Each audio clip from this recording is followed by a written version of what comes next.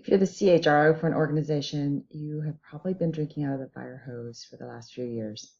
And it's likely your organization is doing way too many things. And some of that is the nature of working in human resources. There's all the operationally required things, compliance, areas that you have to do. And then there are all the talent management areas that you know you need to get to in order to really help accelerate the growth of your organization and create great places to work, great employee experiences, and yet it can seem impossible.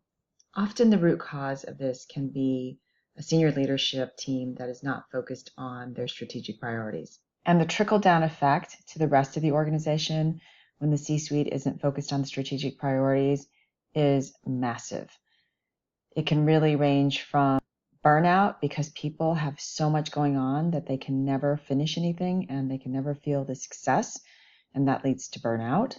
It can lead to not meeting organizational goals because the resources that are available are spread way too thin. And ultimately, that leads to lack of employee engagement and retention because people aren't feeling successful. And I can attest to this because I was that CEO at one point.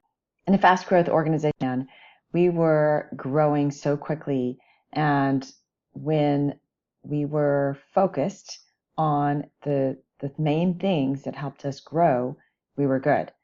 When things started flattening out, I think I started doing the continuous learning thing, started reading books, looking at white papers, researching, and trying to find a way to help the organization grow. And what ultimately happened there is that every time I read something new and unique, I was kind of like, okay, let's do that. So, it was like squirrel or shiny penny in any case. So it was, I'm sure, very, very hard on our team. Luckily, I put together an advisory board that wasn't our governance board, but it was a board that we could just really go into in a safe environment and talk through our challenges. And at one point, one of the advisory board members said, hey, how does this particular initiative tie into your strategic priorities? And I was like, what strategic priorities? Anyways, that's a long story for another day. But today, what I wanted to do is share with you a unique exercise that might help you get your team on the same page. If you're the CHRO, what happens with misalignment in the C-suite team affects the entire organization. The ripple effect is harmful, it's not motivating, versus when you have a clear focus and path, the employees know what to do. Everything runs so much more efficiently. And once we took this advice and really stuck to our strategic priorities, it really made a huge difference in how we executed. Everybody's rowing in the same direction. It's understood where we should be spending our time. They know that they can call me out, right, if I'm focused on something that I shouldn't be. And so since the CHRO really has purview over the entire organization, and I think is really responsible for making sure that the C-suite is aligned, even if they aren't. And so because there's not a chief priorities officer for the organization, I think the person that really has an opportunity to shine and to show the organization how they can guide them into success is the CHRO or Chief People Officer. What really got me thinking about this was a couple weeks ago, we were at our mastermind group and we did an exercise about top topics that they wanted to discuss. And one was keeping the CEO on priorities. And so I thought I'd share an exercise I think would be quite effective, and I'd love your feedback on this, on how to keep the C-suite focused on strategic priorities. And this is called the sailboat exercise. Where I found this was with AJ and Smart. They're a professional facilitation training company, and they do facilitation for some of the largest tech firms in the world.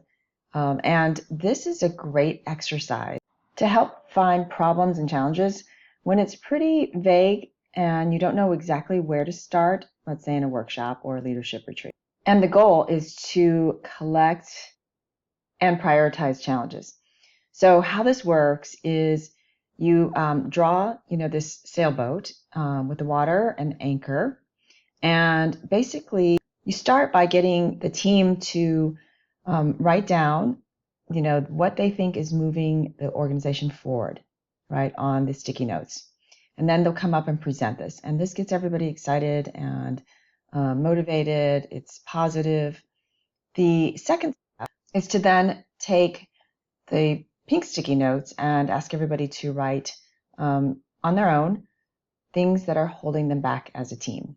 And so they'll do this silently, and then we do not present this part. It's all anonymous. So it's a very inclusive exercise, by the way. And they will then put all their sticky notes up on the board.